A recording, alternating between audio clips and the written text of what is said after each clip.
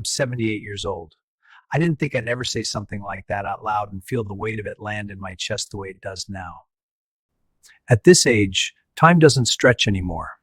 It closes in. And some nights, when the house is quiet and I'm the only one awake, I realize how much of my life passed without me really being there for it. I live alone now. Same house I bought decades ago. The walls know me better than most people do. They've heard my footsteps slow down, my voice get softer. They've watched the seasons change through the same windows while I stayed mostly the same, thinking there would always be another year to get to the things that mattered.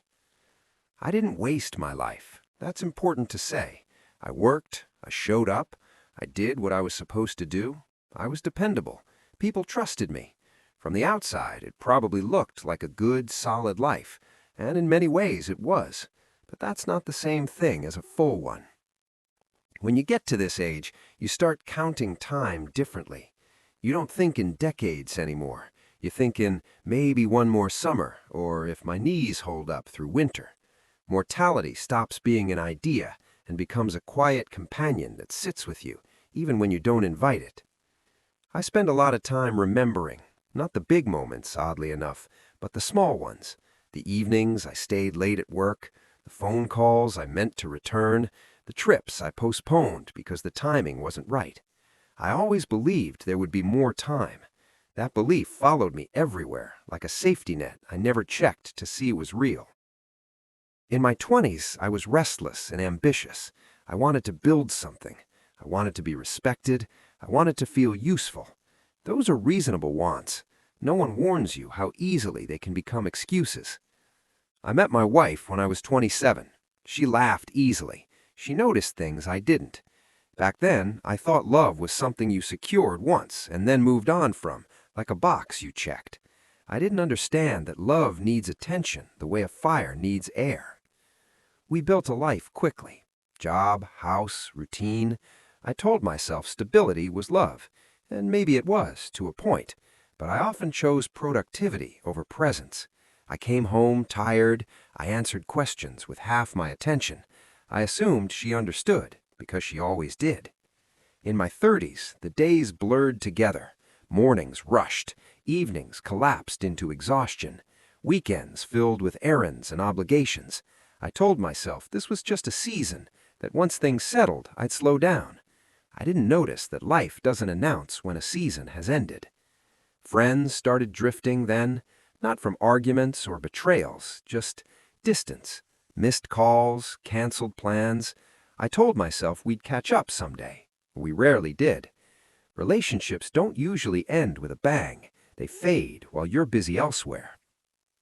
My children grew up quietly. I was there, technically. I provided, I attended events when I could, but I was often thinking about the next thing, the next deadline, the next responsibility. I didn't realize how short childhood really is, how quickly later turns into remember when? There were moments I felt the cost, even then. Small stings. My wife sighing when I opened my briefcase at the dinner table, my son stopping mid-story when he saw I wasn't fully listening. I noticed those moments, but I minimized them.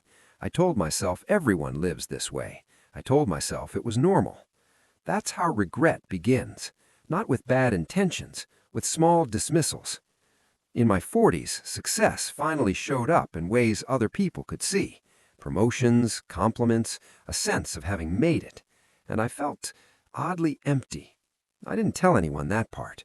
I thought it meant I needed to work harder, aim higher. I mistook discomfort for motivation. My marriage grew quieter, not cold, just thin. We talked about schedules and groceries and repairs. We didn't talk much about ourselves anymore. I assumed love was supposed to mature into something practical. I didn't know it could also wither. I remember one evening clearly. I came home late again. She was sitting at the kitchen table, not eating, just waiting. She asked if we were okay. I laughed it off, said we were fine. I wish I could step back into that moment and answer honestly, but at the time, honesty felt inconvenient. Years pass faster after that. They really do. Your body changes before your mind catches up. Your parents age, then they're gone. Mine passed within a few years of each other. I was sad, of course, but I was also distracted.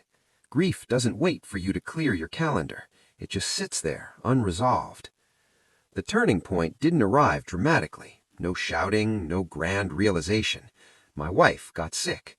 Not suddenly, slowly. A diagnosis that didn't sound urgent at first.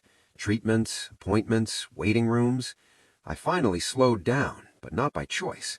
I sat beside her more in those months than I had in years. We talked, sometimes.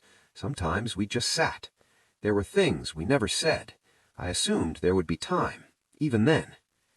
When she died, the house changed. Not immediately, but gradually. The silence deepened. Rooms felt larger. I realized how much of my life had been built around postponement and how final some endings are. Grief in old age is different. It's quieter, heavier. You don't expect to rebuild. You just learn to carry it. Now, most of my days are simple. I wake up early because sleep doesn't linger anymore. I make coffee for one. I sit in the same chair. I think about people I haven't seen in years. Some I don't even know if they're still alive. Loneliness isn't always about being alone. Sometimes it's about having no one left who remembers the earlier versions of you, the young man, the hopeful one, the one who thought time was endless. I don't say these things because I hate my life. There is gratitude here. I had love, I had purpose, I had moments that were real and good. But gratitude doesn't erase sorrow. They live side by side. If I'm sharing this, it's not to warn you about failure. Failure teaches you quickly. Delay is quieter. Delay steals without drama. It convinces you to wait, to finish one more thing first, to be responsible now and present later. Later is not guaranteed. If you're younger than me, you still have leverage. You still have choices that haven't hardened yet. I'm not telling you to abandon your work or your ambitions. I'm saying don't use them as hiding places. Listen when someone wants to talk. Stay a little longer. Call people back. Don't assume silence means understanding. Don't assume love can survive neglect indefinitely. One day you'll look around and realize the room is quieter than it used to be, and you'll wish you had filled it with more voices while you could. I've made peace with what can't be fixed. That's part of aging, too. Acceptance isn't happiness. It's rest. It's letting the weight settle where it will. If this meant something to you, hold it gently, not as fear, just as awareness. Time doesn't announce itself when it's leaving. It just goes. And one day, you're 78, sitting in a quiet house, finally present, with no one left to notice.